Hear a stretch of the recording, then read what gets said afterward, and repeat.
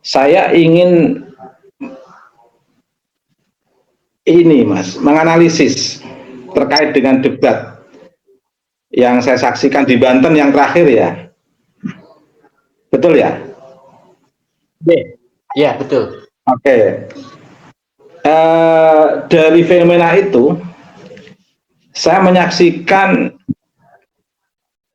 betul-betul bukan debat ilmiah di situ, bukan bahsul masail dengan berbagai rujukan yang terkait dengan kitab-kitab sejarah, tapi di situ memang yang nampak, jujur saja, ini mohon maaf ini, yang nampak kehadiran sosok-sosok yang menjadi sasaran kritik tesis Kiai Imad yang ingin menampakkan secara hegemonik dan juga kekurang konsistenan dari pihak, mohon maaf, dari pihak Said Qori terkait dengan permasalahan yang sebenarnya ada, sebenarnya permasalahan yang sebenarnya diajukan. Seharusnya kan dalam debat itu kan sebaiknya dimulai dari pertanyaan yang menjadi kontroversial secara publik, sehingga dealnya itu mudah sekali. Kiranya belum ada jawaban atas pertanyaan, ya sudah, nggak perlu dilanjutkan, selesai. Kiranya ada jawaban yang bisa dipertanggungjawabkan, silahkan di-compare antara jawaban dari pihak Robitoh dengan jawaban dari Kiai Haji Imaduddin Osman, sehingga di situ mempertemukan, mengkomparasikan atau memperdebatkan di antara dua jawaban, bermula dari permasalahan. Nah, tetapi yang ada justru fokus pada hal-hal yang bersifat tekstual terkait dengan bacaan, dan tidak fokus kepada 12 pertanyaan Kiai Haji Imaduddin Osman. Sebenarnya kalau ingin saya tarik secara mendasar, pikiran itu kan bermula dari kesadaran, Mas. Nah, kesadaran itu bermula dari kegelisahan. Kegelisahan itu bermula dari permasalahan. Nah, permasalahan itu dari kondisi dan keadaan yang menghantui eksistensi manusia. Kiai Imaduddin Osman dalam konteks ini kan saya pahami sebagai sosok yang memiliki eksistensi yang luar biasa, sehingga betul-betul ingin mengejar kegelisahannya, ingin menjawab kegelisahannya terkait dengan fenomena yang dihadapi, maraknya para habaib yang menjadi dalam tanda kutip problem sosial di tengah masyarakat kita di Nusantara ini. Di Jawa banyak sekali. Tadi sore saya juga dapat WA di sebuah kampung, ada cerita Habib yang datang di kampung, tiba-tiba minta pada orang kampung untuk nyembelih ayam putih, kalau nggak mendapatkan akan terjadi apa-apa. Akhirnya dari pihak aparat desa, daripada pusing-pusing, dikasih aja uang 500. Setelah dikasih uang 500 pamit, ternyata nggak ada apa-apa lagi, sudah selesai dialog itu. Nah, itu kan real bahwa fenomena itu marak di hampir kejadian-kejadian yang bisa diikuti jejak-jejak kejadian itu, Mas. Lah, itu kan latar belakang yang luar biasa yang membentuk titik kesadaran Kiai Imad untuk memunculkan sebuah pertanyaan yang mesti harus dijawab. Akhirnya Kiai Imad membuat sebuah instrumen pertanyaan dari 12 pertanyaan itu. Nah, dalam debat itu kalau memang mempermasalahkan tesis Kiai Imad, itu jangan membenturkan antara tesis Kiai Imad dengan jawaban Robitoh atau orang yang mewakili Robitoh, atau orang yang ingin menjadi pahlawan di tengah guncangan habaib yang sedang dihantam badai tesis Kiai Imad. Nah, harusnya tidak dalam konteks ini, tapi bermula dari 12 pertanyaan Kiai Imad. Nah, dari 12 pertanyaan ini, Kiai Imad itu sebenarnya kan gini, Mas. Kiai Imad memiliki 12 pertanyaan, beliau jawab.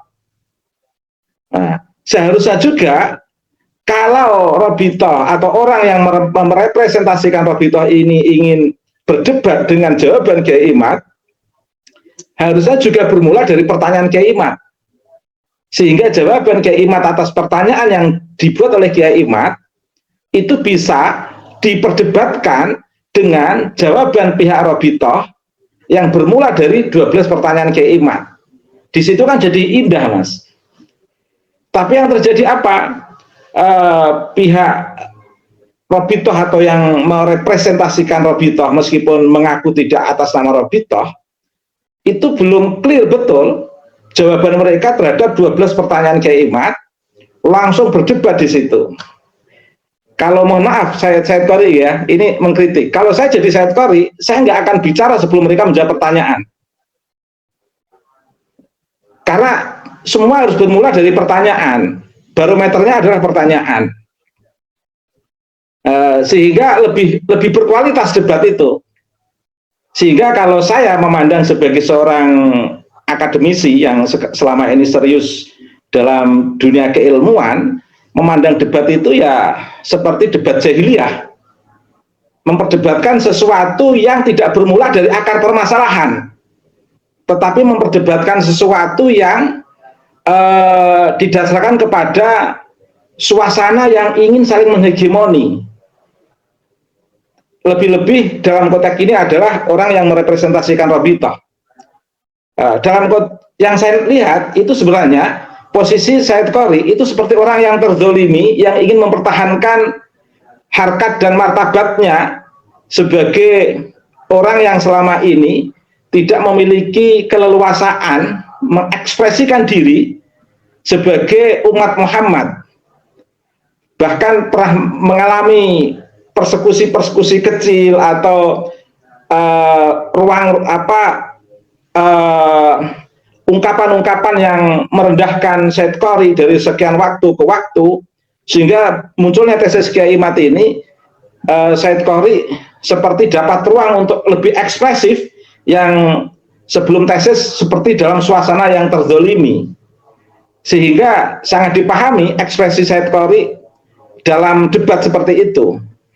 Dan saya sendiri lebih terenyuh melihat Said Qori sebagai sosok yang ingin menjaga marwah dan martabat manusia Nusantara, dalam istilah saya, menjawab arogansi hegemoni dari para habaib. Nah, dalam debat itu sebenarnya Said Qori yang saya pahami betul-betul merasa ada sebuah kesempatan yang emas yang ingin beliau refleksikan, sehingga yang penting bisa berhadapan dengan mereka yang dianggap arogan atas nama nasab selama ini. Sehingga Said Qori pun ya sudah, Habib enggak, ibaratnya tidak fokus tidak fokus mempersiapkan jawaban untuk 12 pertanyaan yang diajukan Kiai Imad, atau mereka fokus yang penting debat dulu. Karena mungkin Said Qori sudah terpendam lama ingin melakukan satu perdebatan keilmuan untuk mempertahankan diri di hadapan para habaib yang selama dalam tanda kutip 1 abad, paling tidak seusia Said Qori, nampak arogan atas nama nasab. Dan yang paling mengerikan di situ, Said Qori sendirian, betul-betul seperti wamenso, pemain tunggal yang ingin mempertahankan diri dan sebenarnya tidak seimbang. Karena apa? Yang nampak Said Qori serius untuk menjawab pertanyaan, untuk menghadapi arogansi pihak yang merepresentasikan Robitoh. Di sisi lain, pihak yang merepresentasikan Robitoh meskipun tidak mengatasnamakan Robitoh, mereka itu hadir seolah-olah memiliki hegemoni kenasapan yang luar biasa. Ada normalisasi pengetahuan yang ingin mereka bangun untuk menghegemoni Said Qori, sekaligus untuk show of force kepada publik, seolah-olah mereka itu masih pantas untuk menyandang sebagai Habib. Dan mereka yang bertentangan dengan komunitas yang merepresentasikan habaib ini seolah-olah adalah sebuah komunitas yang zalim, laknat, dan lain sebagainya.